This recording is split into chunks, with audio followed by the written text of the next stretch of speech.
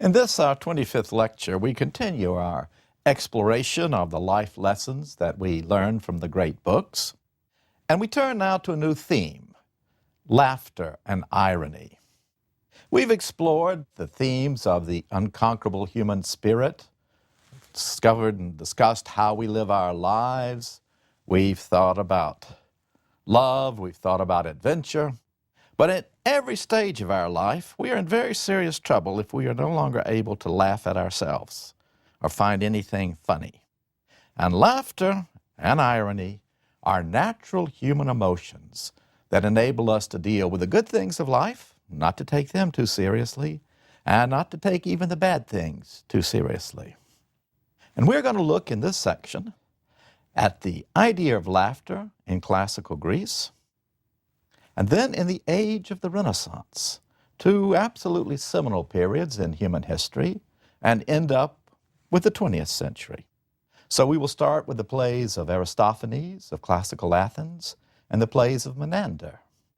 And then we will look at three great figures of the Renaissance, Machiavelli, Erasmus, and Sir Thomas More, each of whom used irony to point out the foibles of their own day.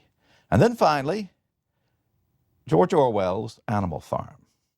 But we begin, as we always should, with the Greeks and with Aristophanes.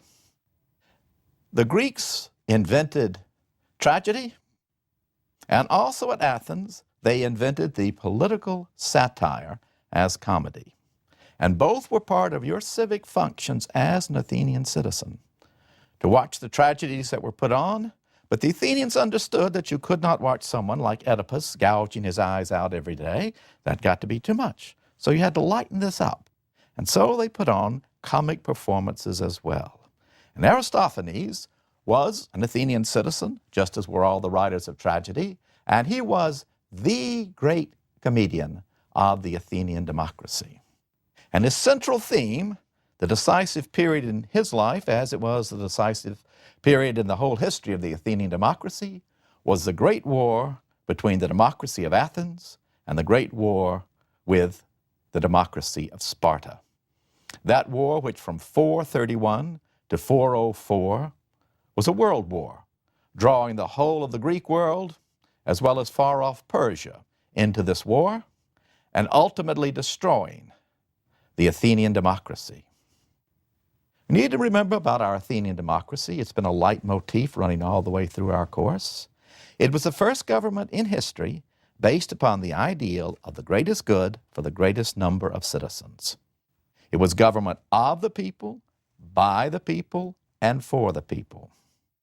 It rested upon the belief that every citizen was capable of handling any governmental job, and its goal was to involve as many citizens as possible in the operation of the government. It was not a government of experts. And every decision of war and peace, of taxation, of domestic and foreign matters was made by the entire assembly of the Athenian people coming together to vote.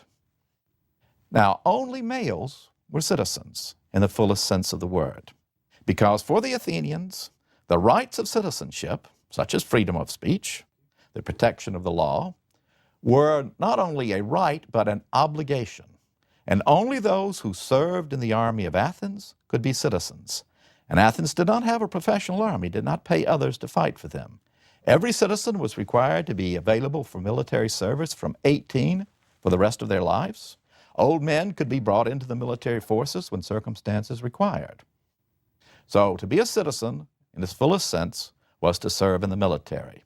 Now, we shouldn't be too hard on the Athenians for not allowing women to vote. Women were passive citizens. They had the protection of the law, but they weren't allowed to vote. And the Athenian democracy saw no dichotomy between freedom and slavery. In fact, they defined freedom as the ability to rule over yourself and to rule over others. But another great democracy came into being, 1787, with our Constitution, in which women did not vote, and in which slavery was part of the Constitution. So let's not be too harsh on the Athenians, for their values were our values. And these values were laid out for all time in the funeral oration that Pericles spoke to the Athenians in the first year of this great war that had broken out in 431, the war with Sparta. We are a government of the people, by the people, and for the people. That is why we are a democracy. We believe in the law, both the law that was handed down to us by our forefathers and the laws that we make. Well, now, are we Americans not a government of the people, by the people, and for the people? And do we not believe in the law that was handed down to us, the Constitution, and the laws that we make ourselves? We are a people who let the goods of the entire world flow into us. We believe in a free market economy. We believe in equality of opportunity, that everyone should go as far in life as they can. We allow foreigners from all over the Greek world to come and reside here and profit. We do not think it's a shame to be poor. We do think it's a shame not to work as hard as you can to become rich. We are a tolerant society. We do not condemn you if you live a different lifestyle. We don't even give you sour looks, which might hurt your feelings. And we love wisdom and beauty. And the intellects from all over the Greek world come to us because they can flourish here amidst our freedom of thought and freedom of speech. But we are as brave as anyone else. We are patriots, and we love our country because it is worthy of loving. Taking all things together, Pericles told his fellow citizens, we are a model to the world. And it was as a model to the world, in the belief that its democracy was threatened and that it was the duty of Athens to bring democracy to the entire Greek world, that they had entered this war with Sparta in 431. Now, one of our own follies of today is the idea that democracies are peaceful neighbors, and that if you can just set up enough democracies around the world, there'll never be another war. Well, history teaches us very differently. The First World War was between parliamentary democracies, like Germany, Austria-Hungary. Even Russia had a parliamentary democracy, and Britain and France. What Winston Churchill pointed out is that democracies do not necessarily make for good neighbors, and when they do get into a war, they fight it through to the absolute finish. You see, a monarchy, or an empire, the king or emperor can just sit down with the other king or emperor and sign a peace treaty. But democracies rest upon the vote of the people. And once into a war, they demand that it be fought through to the finish in order to justify the losses that have been entailed. And in 431, Pericles, who certainly wasn't a dictator of Athens, he was a highly regarded leader who rested his leadership upon his moral authority. He convinced Athens that they must undertake what was in effect a preemptive war against the democracy of Sparta.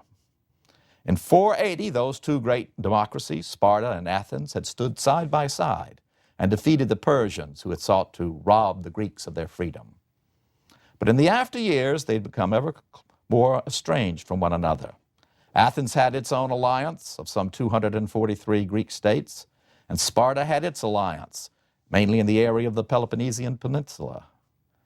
And in 431, Pericles convinced the Athenians that Sparta was conspiring against them, Sparta intended to attack, and the Great War began. Pericles also gave the Athenians the strategy by which they would win that war. And that is certainly part of a great leader, a statesman, to explain why you must go to war in a democracy and how you're going to win it. And Pericles convinced the Athenians that they could not defeat the Spartans in a great single-pitched battle, that their best strategy lay in coming inside the mighty walls of Athens, living inside those walls, using their great fleet to bring food from all over the world, and allow the Spartans to ravage their lands, but avoid a major battle in which Sparta would win because of its superior infantry forces. And so the first year came and the Spartans ravaged the land. And then, in that first year, not long after Pericles had given his funeral oration, celebrating the values of Athens, a plague came. And for 2 years, this plague ravaged Athens, but not Sparta. And older people looked back and said, when this war began, Pericles ignored the warnings of the god Apollo, the god who sends plagues, that this was a holy war on the side of Sparta, that it was an unjust war by Athens, and that we would pay the price. And now we're paying it with this plague. But despite the ravages of the plague, probably typhoid was the nature of the plague, maybe as much as 10% of the Athenian population died, Pericles convinced them to continue the war, pointing out now, well, maybe we never should have begun the war, but once we're in it, we must see it through to the end. We have to stay the course. If we do not, Sparta will destroy us, and all of our allies, our coalition partners, will rise up against us. And even after the death of Pericles in 429 from the plague, the Athenians stayed the course. But there rose in the absence of Pericles a new kind of politician who did not lead by moral authority but by pandering to the people. Professional politicians who drew heavy salaries from their public service and who followed public opinion polls.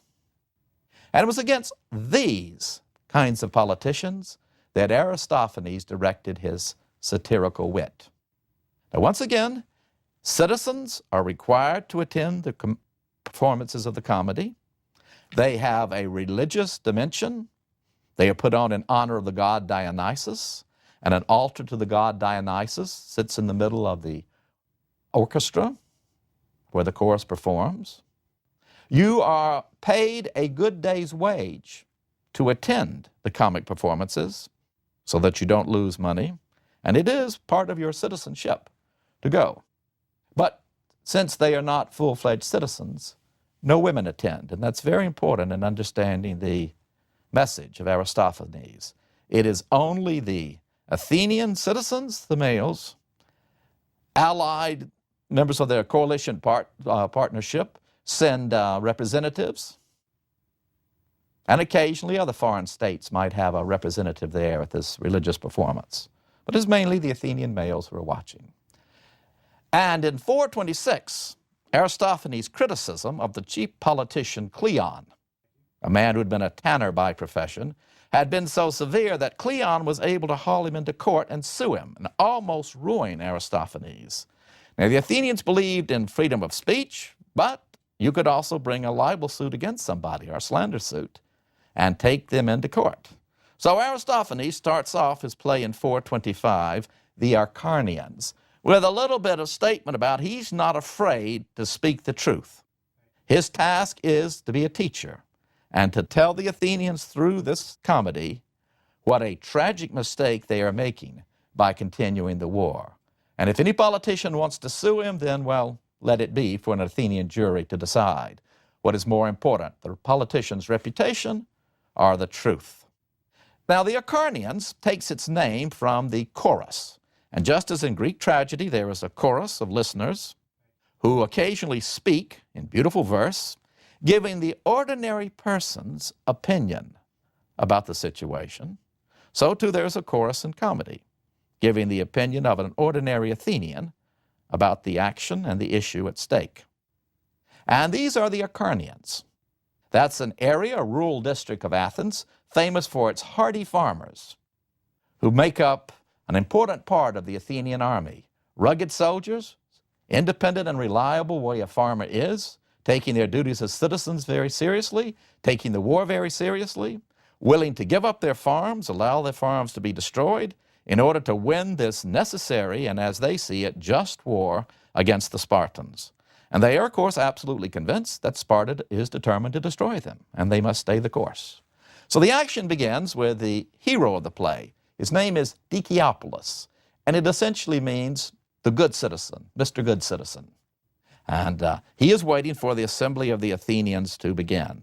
And the way they did that is every citizen came into the great market area, what the Athenians called the agora, and state servants ran along with a rope that was painted red, and they began to push everybody together, gather them together, and if you came into the assembly late, you would have gotten some of the red paint on you, don't you see, from there circling the outer ones. And that was always a reason to laugh at somebody. And of course, the ones who always come in the red paint are the politicians themselves. They've been dining and carousing and scheming, and so the rest of the citizens are just waiting there. And Dicaeopolis stands up and says, I want to make a speech. And the assembly says, no, you're not on the agenda. Any Athenian can make a speech. No, you're not on the assembly. agenda for today, we are entertaining the ambassadors from the court of the king of Persia.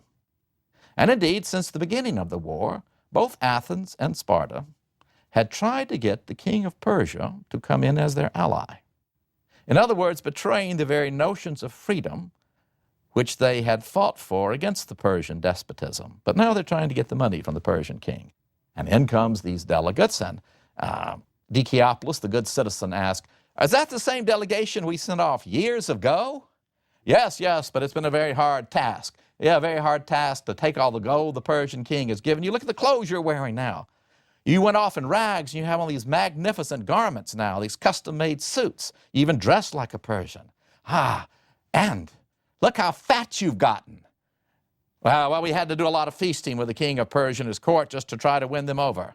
And have you won them over? Well, not exactly right, but we brought an ambassador. And the ambassador, of course, conveniently for their ambassadors, the delegates, the politicians that the Athenians have sent out at public cost. All of this is on the public treasury. This ambassador who has come back from Persia doesn't speak any Greek. So they translate for him, the ambassadors do. And he says something that means like, the king of Persia will never give you any money in Persian. And the delegates say, aha, the king of Persia is willing to give us money.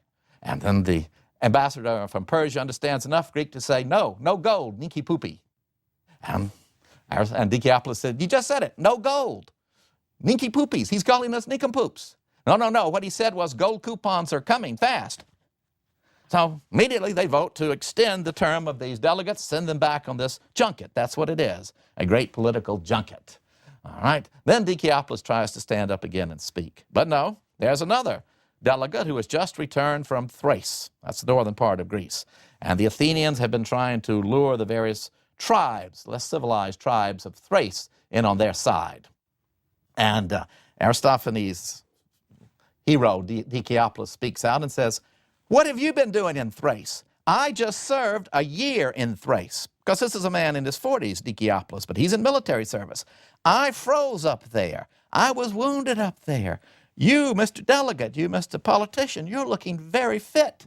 Yes, well, we had to spend a lot of time with Sidicles, the king of the Thracians. And what did you do? Well, we had to drink some with him because, you know, the Thracians drink hard. And have you brought us any aid from Thrace? Well, we have. We brought these superb soldiers. Well, what they are, these very old-looking men, raggedy-looking men. And how much have we paid for these? Oh, about $1.5 million for each one of them. That's what you've spent our money on? How much were you bribed?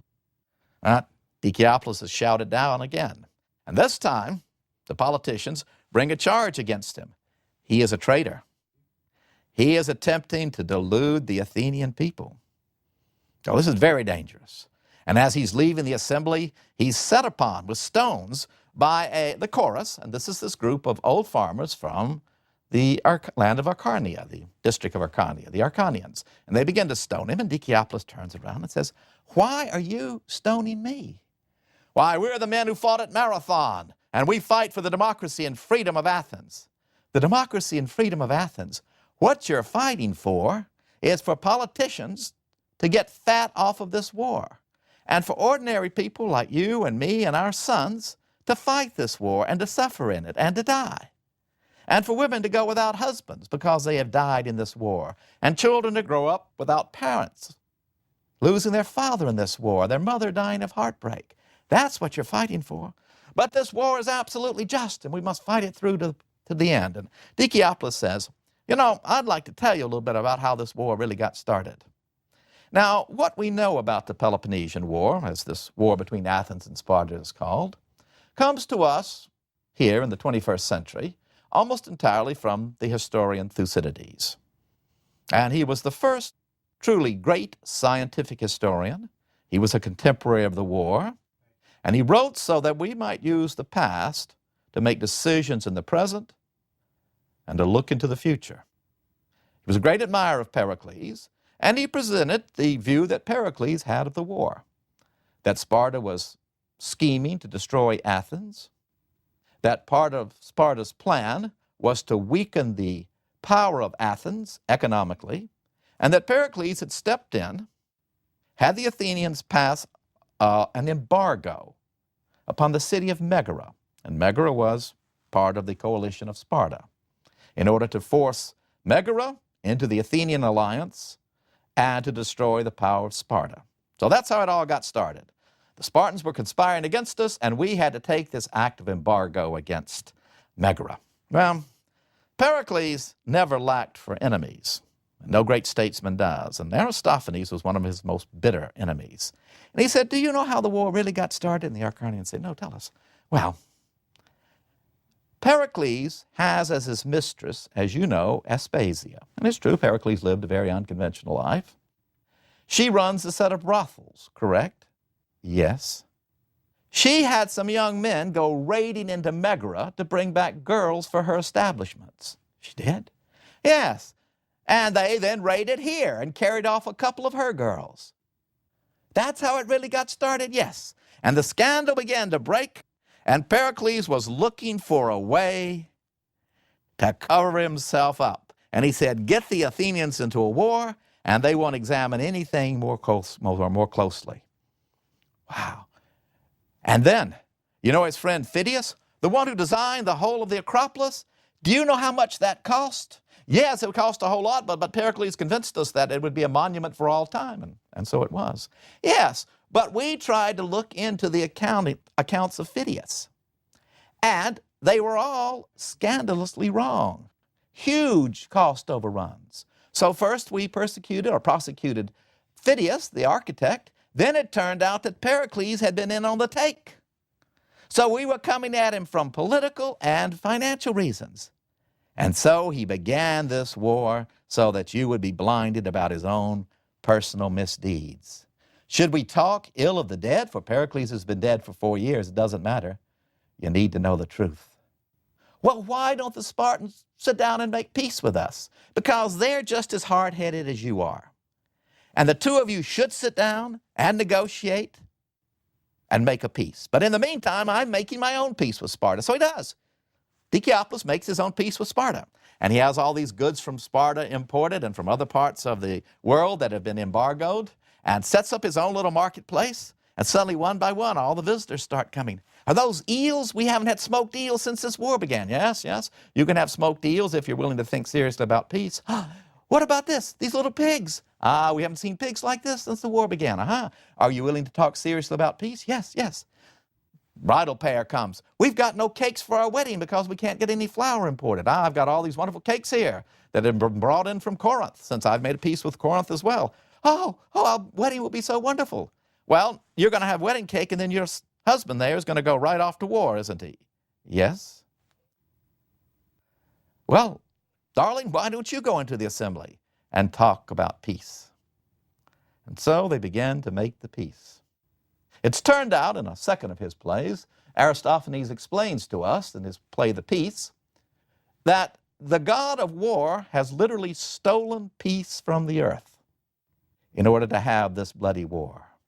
And that he has taken all the nations of Greece and put them into a huge mortar with a little garlic, a little honey, a little saffron, and pounded them up just to continue this great and bloody war. So bring peace back to earth, Aristophanes says. And the Athenians finally do in 421. And they sign a peace treaty with Sparta that is meant to last for years. And the teacher, Aristophanes, has had his triumph. But it can't last. Almost immediately, the Athenians begin to ask, why did we go to war and fight for 10 long years just to make a peace? And by 415, the war has begun again. And this time, the Spartans have become convinced that Athens is determined to be a tyrant over the entire Greek world.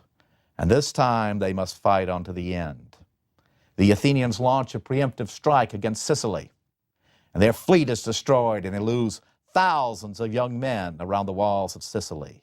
And by 411, their coalition partners are in revolt, and the Athenians are in the most desperate economic straits, military straits, and this time the Spartans are going to see it through to the end. And then Aristophanes produced his last peace play. It is called the Lysistrata. And it is generally seen as one more plea for peace, one more plea to end this war. But it's changed some, as the atmosphere in Athens has changed some, and as Aristophanes himself has come to realize. Once you're in a world war like this, you must fight it through to the end. And the main spokesperson for peace in this play, the Lysistrata, is not a hardy Athenian soldier, a brave farmer. It's a woman, Lysistrata. Her name means the dissolvers of the army. And when the play begins, it's early in the morning, and Lysistrata has brought all the women of Athens together into an assembly. And they vote that they will not have any relations with their husbands until the husbands agree to make a peace with Sparta. And then Lysistrata brings the women of Sparta in, and they make the same agreement. No relations with our husbands until they bring this war to an end. And the women even occupy the Acropolis of Athens to seize the treasure of Athens. And the men are portrayed in very graphic form, standing outside the walls, begging their wives to come down and just have one little visit with them. One of them comes up with his little baby, and he holds it up to the walls and says to his wife, "How could you have run off, Myrna, from our little baby?" And she talks to Lysistrata and says, "I have to just go down and see the baby a little bit." "Oh, you haven't even changed his diaper. What is wrong with you?" He said, "Well, I'll change it, but couldn't we just a little bit?" And she leads him on, needs a mattress, needs some perfume, and then runs back up and leaves him there. And so the men are getting desperate. And finally the Spartans come to Athens, and the Athenians say, "Are you as desperate as we are?" And the Spartans say, "Yes, yes, we are." So they begin to make a peace treaty. But immediately they begin to quarrel over the same reasons. Why, we want the island of Aegina back. We're determined to keep Pylos. And so they're about to go to war again, and suddenly the Spartans say, "Would you like to drink some?" The Athenians say, "Yeah, let's just have a little bit of wine. That'll make the whole thing better." And so they began to drink. And by the time they're both good and drunk, they make a peace treaty. And they march off together, hand in hand, singing a Spartan war song. Now, interpreters in the 20th century have taken that comedy, the Lysistrata, and turned it into a great plea for peace. And in fact, when we were about to go to war with Iraq, the Lysistrata was performed all over the world as a statement of pacifism. But we must understand that each age has its own humor. And like Athens, Aristophanes had grown bitter during this war and come to believe that Athens indeed had to stay the course. And if we look at this play, the Lysistrata, with the eyes of an Athenian audience, we'll see a very different meaning in it. For women were not held in high regard at Athens. Pericles completed his funeral oration praising Athens by simply saying, "As for the women, I suppose I'd better say a word or two. Try not to be worse than you already are. And remember that woman is best of whom the least is said." And Socrates, the wisest of the Athenians, one of his most used criticisms, "You are worse than a woman." And women were portrayed constantly by Aristophanes as foolish, treacherous, and lascivious. So by now, Aristophanes' message is different. We tried peace, but it didn't work. And now, to make a peace treaty with the Spartans would be the same as to be like women. To get drunk and for the ephemeral pleasure of the moment, throw away all the glory that we have fought for. And so, we must see this on through to the end. And in that belief, the Athenians would reject for the next 7 years every attempt by Sparta to make a peace treaty. And Aristophanes would live on to see Athens absolutely defeated, its empire and navy stripped away, and his beloved Athens and its beloved democracy to become dominated by the Spartans.